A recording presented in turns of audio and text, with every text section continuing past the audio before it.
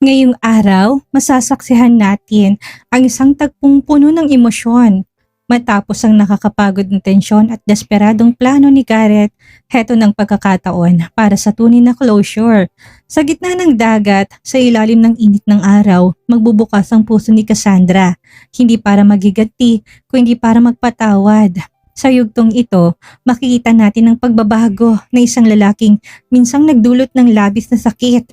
Si Gareth sa harap ng katapatan at kabaitan ni Cassandra ay unti-unting matatauhan at habang humuhupa ang bagyo sa pagitan nila, sisimulan na rin ang pagbuo ng dream wedding ni Cassandra kasamang kaibigang si Jeric.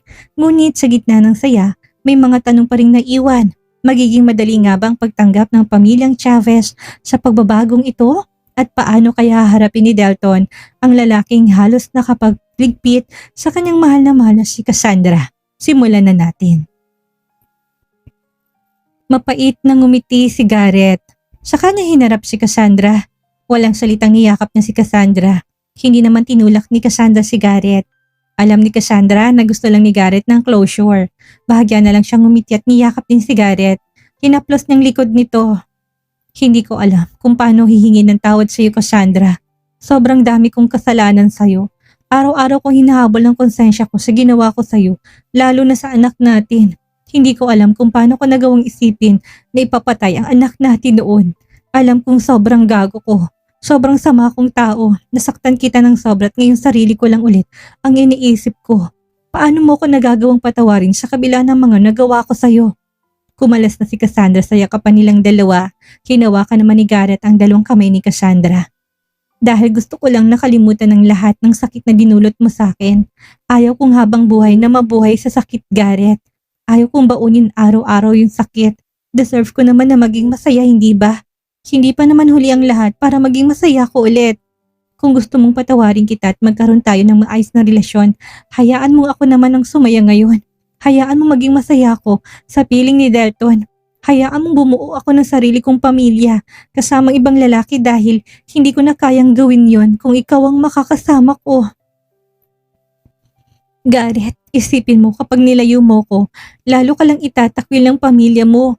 Lalo lang lalaki ang gulo sa mga pamilya natin. Kung aayusin mo pamilya mo kasama si Michelle at si Lynn, alam kong magiging masaya ka pa rin. Magiging masaya rin ako kapag ikinasal na kami ni Delton at kapag nagkaroon kami ng mga anak namin. Matamis na ngumiti si Gareth sa kanya muling bumuga ng hangin. Saan ba nanggaling ang kabaitan mo, Cassandra? Ang dami nating ginawa sa'yo pero nagagawa mo pa rin magpatawad. Tao ka pa ba? Natawa naman si Cassandra sa sinabi ni Gareth. Can you see this? Magiging masaya tayo kapag hindi tayo nagtatago. We can still be friends, Gareth. Hindi man tayong dalawang may happy ending, ang mahalaga pareho pa rin tayong masaya sa piling ng iba. Masayang mamumuhay nang walang galit sa puso. Masayang mabuhay kasama mga taong mahalaga sa'yo. Isipin mo sana si Celine. Hinihintay ka rin ni Michelle. She really loves you. Pwede pa naman tayong magsimula eh. Mahalin mong kapatid ko, Gareth. Hindi ka magtiis sa kanya ng ilang taon kung hindi mo talaga siya mahal. Tumango-tango si Gareth. Hindi niya maipaliwanag pero gumaan ang nararamdaman niya ngayon. Tama ka. Pero kung sakali mang gaguhin ka ni Uncle Delton, huwag kang mahihiyang lumapit sa akin ha. Hindi ka na magiging akin ulit pero hayaan mong makabawi ako kapag niloko ka niya. Tumango at ngumiti si Cassandra. Alam kong hindi ako magagawang lokohin ni Delton. Kung hindi niya pinaglaban ang nararamdaman niya para sa akin, hindi ko alam kung anong buhay meron ako ngayon. Nararamdaman kong hindi niya ako magagawang lokohin. Mahal na mahal ako noon. Mabuti naman kung ganun. Pasensya ka na, Cassandra. Sobrang gulo kasi ng isip ko nitong mga nakalipas na araw at ang iniisip ko lang ay ang ilayo ka. Iniisip ko kasi na magiging masaya lang ako kapag ikaw ang kasama ko. Loko ka ha? Saan mo sana ko balak na itago ha? Napapakamot na lang si Gareth sa batok niya. Sa isla, dahil walang signal doon. Malabo rin na makatakas ka sa akin dahil puro tubig ang nakapalibot sa atin. Ewan ko ba, nasisiraan na siguro ako ng ulo dahil naiisip ko yon. Nahihiya pa niyang wika, tila ba ngayon lang siya natauhan sa gagawin niya sana. Nang kumulo ng tiyan ni Cassandra, doon palang natauhan si Gareth. Hindi ka pa pala sila kumain. Gutom ka na? Tanong niya. Inirapan naman ni Cassandra si Gareth. Pagkatapos mo akong binalak na ilayo, tatanungin mo ko kung gutom na ba ako. Anong oras na ba? Gago ka. Nainis na sambit ni Cassandra. Hindi niya naisip ang gutom niya kanina dahil kinakabahan na rin siya. Halika na, hanap na lang tayo ng malapit na kainan dyan. Bumalik na silang dalawa sa sasakyan. 3:00 na ng hapon nang makita ni Cassandra ang oras sa sasakyan. Nasaan na ba tayo? Tanong niya. Pabatangas na tayo, sagot ni Garrett. Bumalik na silang dalawa nang makakita si Garrett ng fast food restaurant ay doon niya ipinasok. Hindi na mag-dine-in na tayo dahil sa sasakyan niya. Mag-take out na lang ba ako? Tanong niya pagkababa niya ng sasakyan. Nagugutom na ako. Baka ibangga mo pang sasakyan kapag gutom ka. Masungit na sagot ni Cassandra saka siya sumunod at bumaba. Sabay naman silang dalawa na pumasok ng restaurant. Umorder ng chicken si Cassandra at burger saka siya naghanap ng maupuan nilang dalawa ni Garrett. Hindi nagtagal sumunod na si Garrett sa kanya. Dala-dalang pagkain nilang dalawa.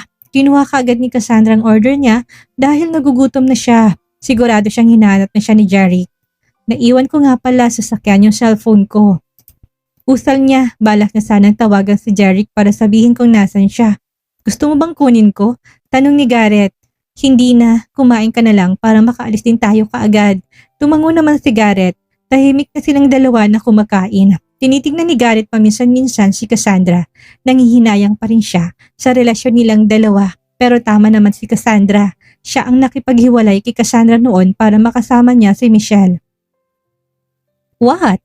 Masungit na tanong ni Cassandra dahil kanina pa niya ramdam ang titig ni Garrett. Wala naman. Huwag mo sabihin na napapaisip ka na naman kung itutuloy mong pinaplano mo sa akin. Pupukpukin ko na talagang ulo mo. Natawa si Garrett saka siya umiling. Hindi naman yun ang iniisip ko. Naiisip ko lang kung malabo na bang mga mata ko noon para hindi ko makita ang ganda mo. Hindi ako nagtiwala sa kaya mong gawin. Kinulong lang kita sa bahay tapos sinaktan pa kita. Hindi ko malang naisip na ikaw palang magiging biggest heartbreak ko ngayon. Natawa naman si Cassandra sa kanyang sinamaan ng tingin si Garrett. Ikaw pa may ganang masaktan ngayon? Ayusin mong pamilya mo, yun ang magandang magagawa mo ngayon. Balang araw makakalaya rin si Michelle. Okay na rin kami ni Michelle. I'm sure mapapanatag na rin ang isip niya. Hindi pa naman huli ang lahat para makapagsimula tayong tatlo. Bigla namang nahiya si Garrett kay Cassandra. Paano pa nagagawa ni Cassandra na intindihin siya kung pinalo niyang ilayo ito? I'm really sorry Cassandra. Sobrang nakakahiya na sa'yo pero salamat pa rin dahil mas nangabibabaw sa'yo ang pangunawa. Siguradong hinahanap ka na ni Uncle Delton ngayon. Napaisip din si Cassandra. Alam nang busy din si Delton. Posible nga bang alam na nito na nawawala siya? Ihanda mo yung paliwanag mo sa Uncle Delton mo. Pananakot pa ni Cassandra kaya napapakamot na lang sa batok niya si Garrett. 4:30 na ng hapon nang makabalik sila ng kumpanya. Pagpasok pa lang nila ng lobby, sumalubong na kaagad sa kanila si Delton. Unang nilapitan ni Delton si Cassandra, tiningnan kung nasaktan ba to. Okay ka lang? Nag-aalala niyang tanong. Okay lang ako, sagot ni Cassandra. Tiningnan ni Delton si Garrett saka ito nilapitan at kinwelyuhan. Tahimik lang naman si Garrett. Handa niyang tanggapin ang suntok na ibibigay ni Delton sa kanya.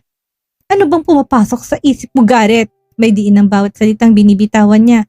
Napayuko na lang si Garrett na natili namang hawak ni Delton ang kwelyo ni Garrett. Pinipigilan niyang sarili niyang hindi masuntok si Garrett. Pasensya ka na Uncle Delton. Alam kong mali ako. Inaamin ko naman yon pero hindi ko naman tinuloy yung plano ko. Pasensya ka na talaga. Nangihinayang sambit ni Garrett. Inis na inalis ni Delton ang kamay niya sa kwelyo ni Garrett. Bahagya pang napatras si Garrett dahil sa pagkakatulak ni Delton sa kanya. Gusto mong ilayo sa akin si Cassandra? Hindi pa ba sapat ang mga karma na nangyayari sa buhay mo ngayon? Kapag nilayo mo sa akin si Cassandra, sisiguraduhin ko, akong magiging karma mo habang buhay.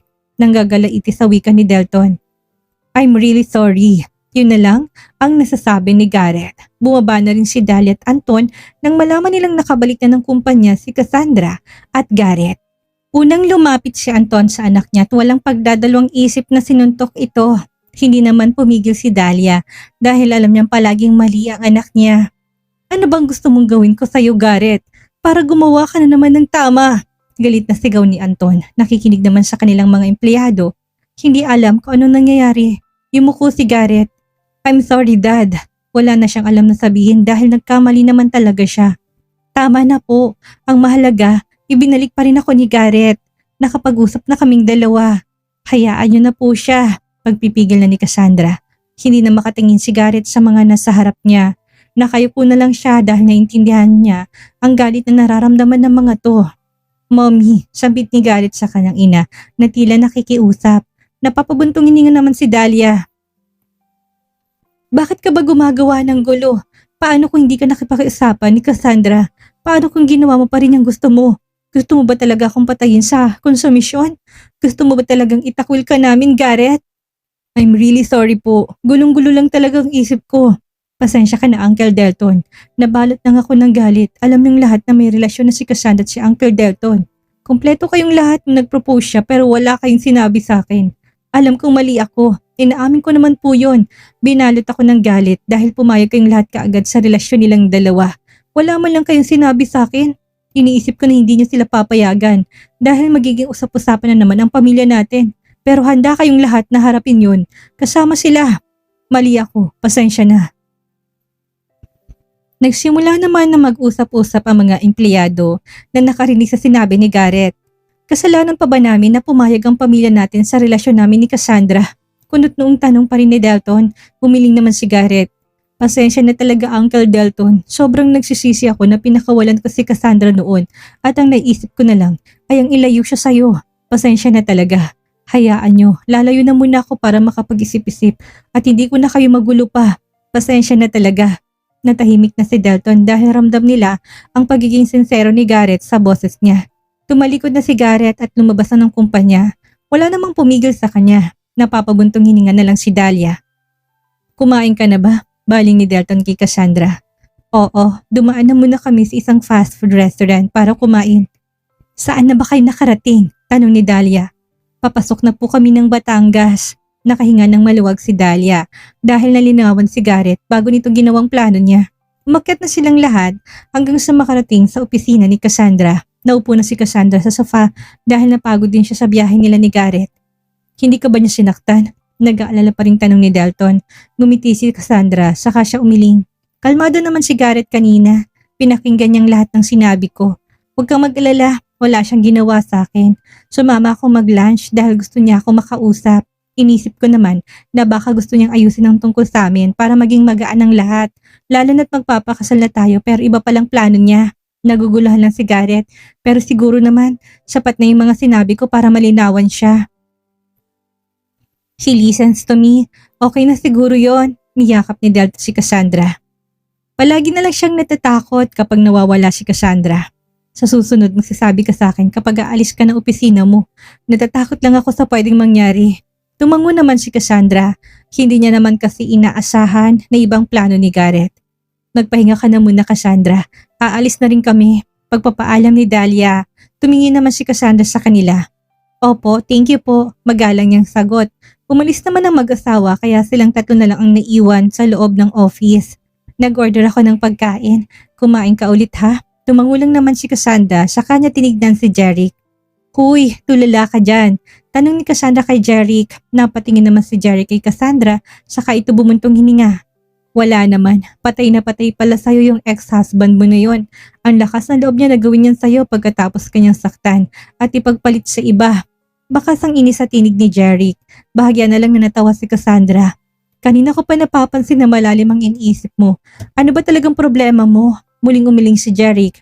Wala. Naiinis lang ako sa ginawa ng ex-husband mo. Siya nga pala, pinaumpisahan ko na yung wedding gown mo. Magpahinga ka na at bukas na lang natin yun ituloy. Pag-isipan nyo na lang yung magiging date ng kasal ninyo. Mauna na rin ako sa inyo. Seryosong anas ni Jeric saka ito umalis. Napakunot ng lang ng noo si Cassandra. Anong problema noon? Usal ni Cassandra sa sarili niya. Hayaan mo na lang muna siya. Ginugulo kasi siya ni Angelica, yung ex-girlfriend niya. Napatingin si Cassandra kay Delton. Si Angelica? You know her? Oo, minsan ko na siyang nakita nung napagkamalan niyang babae ako ni Jeric. Si Delton naman na nagsalubong ang mga kilay. Nag-away kayong dalawa? Ganun na nga, palagi kasi kaming magkasama ni Jeric. Inisip niyang babae ako ni Jeric pero piniliwanag ko naman sa kanya. Pagkatapos naming mag-usap nun, hindi ko na siya nakita pa hanggang sa nabalitaan kong hiwalay na sila ni Jeric. Napatango na lang si Delton. Kinuha na ni Delton ang bag ni Cassandra saka siya tumayo. Umuwi na tayo. Ha? Akala ko ba may in-order kang pagkain natin? Oo, nasa lobby na siya. Sa mansyon na lang natin kainin. Tama si Jeric, kailangan na nating masettle yung magiging date ng kasal natin. Malapit nang matapos ang wedding gown mo, pero hanggang ngayon wala pa tayong date ng kasal. Sumama naman si Cassandra kay Delton para wala nang pagtatalo pa. May napili na ako. Gusto ko sa May 31, katapusan ng buwan at maagang pagsikat ng full moon ng gabing yon. Blue moon din yon, kaya yun ang napili kong date ng kasal natin. Napahinto sa paglalakad si Delton para harapin si Cassandra. Sure ka na ba doon? Tumango si Cassandra habang matamis siyang nakangiti. Yun ang buwan at ang araw na gusto ko para sa special day nating dalawa. Napangiti si Delton, sa kanya hinawakan ang isang kamay ni Cassandra. Ikaw ang masusunod. Then that's final. May 31 ang ilalagay natin sa invitation natin. Akala ko katapusan pa ng taon mo balak schedule ang kasal natin eh. Hindi mo alam kung gaano na ako ka-excited na maging misis ka. Nagtawa na naman silang dalawa hanggang sa makapasok na sila ng elevator. Abala si Cassandra sa pakikipag-usap sa mga organizer at planner nang dumating si Dahlia.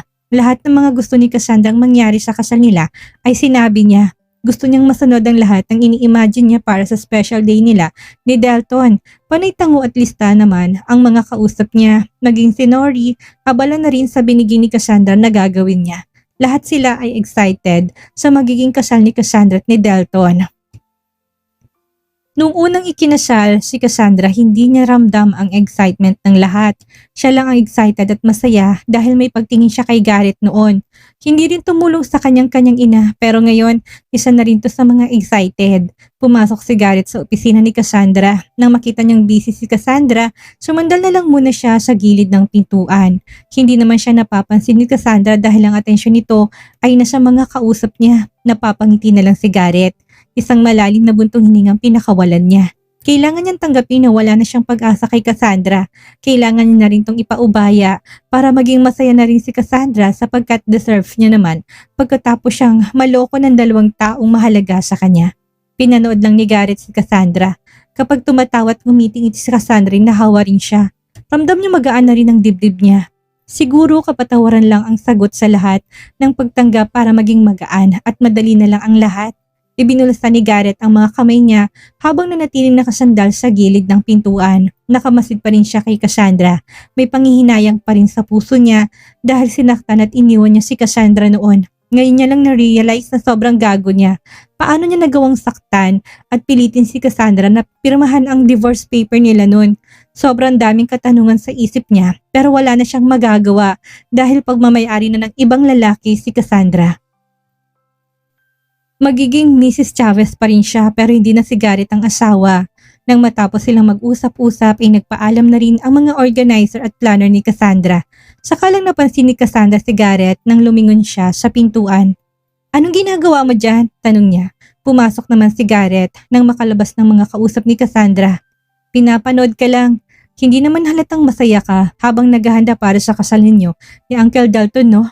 Pangaasar ni Garrett, bahagyang natawa si Cassandra, saka siya naupot ininom ang malamig niyang kape. Siyempre naman, thank you for letting me go. Ngumiti lang naman si Garrett. Hindi yun pangaasar, sinserong pagpapasalamat ni Cassandra at tanggap naman yun ni Garrett. You're welcome. Siguro nga hindi tayo tinadhana bilang mag-asawa. Ibang nakasulat sa love story nating dalawa. Nakalaan ka bilang maging auntie ko. Natawa naman si Cassandra. Hindi nagkakala yung edad nila pero dahil mas matanda ang dugo ni Dalton kaysa kay Garrett, kailangan nilang sundin ang nakasanayang tradisyon ng Pilipinas. Siguro mas mabuti kung tawagin mo na lang ako sa pangalan ko. Sa tingin mo ba papayag si Lolo? Imposible yon. Uncle Dalton ngang tawag ko kay Uncle Dalton eh. Kaya kapag naging mag-asawa na kayo, auntie na rin kita. Napapailin na lang si Cassandra habang napapangiti. Ikaw ang bahala pero sana tawagin mo na lang ako sa pangalan ko. Ano palang kailangan mo? Napapunta ka dito, pag-iiba ni Cassandra sa usapan. Wala naman, gusto lang kitang makita kung gaano ka kasaya, kahit na paano gumagaan na yung nararamdaman ko. May panghihinayang pa rin pero mas nangingibabaw na yung pagtanggap. Napatango-tango si Cassandra. Good for you, iwan na muna kita dito. I-check ko lang si Jeric at mukhang hindi pa kumakain eh. Honest ni Cassandra nang maalala niya si Jeric, mabilis nang iniwan si Garrett sa loob ng opisina niya. Tumayo si Garrett sa kanya, inilibot ang paningin niya sa opisina ni Cassandra. Nakita niya naman ang sketch ng wedding gown ni Cassandra. Tipid siyang gumiti. Napakaganda naman ng wedding gown niya. Ang weird pero masaya kung makita siyang masaya. Honest niya sa sarili niya. Samantala namang nagtungo ng studio si Cassandra. Naabutan niya namang busy si Jeric para tapusin ang wedding gown ni Cassandra. Jeric, agaw atensyon niyang sambit. Nilingon naman siya ni Jeric. Wala ka bang balak kumain? Alauna na. Baka gusto mong itigil na muna yan. Parang mas excited ka pa sa akin eh. Napangiti naman si Jeric saka siya tumayo at tinignan ng oras. Hindi niya na namalayan ng oras dahil tuwang-tuwa siyang gawin ng wedding gown ni Cassandra. I'm just happy to make your wedding gown, Cassandra. Gusto ko, ikaw ang may pinakamagandang gown ngayong taon. Bagyang natawa si Cassandra. Tinignan niyang wedding gown na malapit nang matapos. Hindi naman rush yung gown. May 2 buwan pa naman kaya magpahinga ka na muna. Sabay na silang dalawa na lumbas ng studio. Okay ka na ba? Hindi ka na masungit. Pangasar ni Cassandra dahil nitong mga nakalipas na araw, daig pa ni Jeric ang babaeng may dalaw. Oo naman, nakausap ko na si Angelica. Naipaliwanag ko na sa kanyang lahat. Siguro naman sapat na yun para sumuko na siya. Napating si Cassandra kay Jeric. Bakit ba ayaw mong ayusin ang relasyon yung dalawa? May cheating issue ba? Kung wala naman, bakit hindi niyo ayusin? Napabuntong hininga si Jeric saka siya umiling. Sa tingin ko, hindi akong lalaking para kay Angelica. Hindi lang naman cheating ang pwedeng maging dahilan para maghiwalay ang 2 tao. Sa totoo lang, naawa na rin ako sa kanya. Wala naman akong ginagawa pero sa bawat lakad ko. Sa bawat kilos ko, malilate lang ako ng 2 minuto. Binibigyan niya na ng mali siyang mga yon. Hindi lang ako makapag-reply kagad sa kanya. Pakaramdam niya, may iba na ako. Nakakasakal Cassandra, nakakapagod. I try to understand her. Dahil baka na-trauma lang talaga siya sa past relationship niya pero paano naman ako? Habang binubuo ko, habang pinapaliwanag ko sa kanyang lahat na wala naman akong ginagawa, ako naman ang nauubos. Sobrang nakakasira ng mental health. Monitor niyang bawat galaw ko, pati na location ko. Lahat ng schedule ko, hinihingi niya sa sekretary ko. Kapag babaeng kausap ko, nasisira yung peace of mind niya. Anong magagawa ko? Sa industriyang ginagalawan ko, puro mga babaeng makakausap ko. I tried so many times to save our relationship, pero ako naman yung nadidrain, Cassandra. Kapag nakatulog lang ako sa sobrang pagod, bigla na lang ako magigising at kinakabahan na nabuksan yung cellphone ko dahil I'm sure tadtad na naman ako ng missed calls at messages. I tried so many times to talk to her na baguhin niya yun, pero walang nangyayari, Cassandra. So I decided to break up with her. She can't accept it kaya paulit-ulit niya akong kinukulit. Sa tingin ko natauhan na rin siya kaya tumigil na rin at bumalik na ng New York. Mahabang kwento ni Jeric, napapaawang na lang ang mga labi ni Cassandra. Hindi niya akalain na may mga babae pa rin palang katulad ni Angelica. Hindi niya naman ito masisisi dahil hindi biro ang trauma. Good for you kung nakawala ka na. Kumain na tayo. Hindi na pinahaba pa ni Cassandra ang usapan nila dahil alam niyang ayaw na ni Jeric na pag-usapan pa ang tungkol sa kanila ni Angelica. Bumalik na silang dalawa ng opisina. Naabutan naman nila si Garrett kaya sabay-sabay na silang nagtungo ng cafeteria para kumain. At dito muna tayo magtatapos para sa araw na to mga ka-story. Napakagandang saksihan ng pagbabagong naganap sa ating mga tauhan. Sinong mag-aakalang isang desididong kidnapper na si Garrett ay mauuwi sa isang taong humihingi ng paumanhin at handa ng magpaubaya. At sinong mag-aakalang si Cassandra na dumaan sa napakaraming pasakit ang siyang magiging daan para maghilom ang sugat ng lahat. Ang aral ngayong araw ay napakalalim. Ang pagpapatawad ay hindi para sa ibang tao. Ito ay para sa sarili nating kapayapaan. Sa pagpili ni Cassandra na magpatawad, pinalaya niyang sarili mula sa anino ng nakaraan. At sa pagtanggap ni Garrett sa katotohanan, binuksan niyang pinto para sa isang mas maayos na kinabukasan para sa kanyang sariling pamilya. Ngunit hindi pa dito nagtatapos ang ating kwento. Ngayong planchado ng petsa, May 31, ang araw ng Blue Moon. Masasaksihan na natin ang paghahanda para sa isang kasalang tiyak na pupukaw sa damdamin ng lahat. Sa tingin ninyo, magiging mapayapa kayang nalalapit na kasal o may mga multo pa na nakaraan na susubukang bumalik para manggulo? I-comment nyo na ang inyong hula. Ako po ang inyong narrator na si Miss Maria. Maraming salamat sa inyong walang sawang pagsuporta.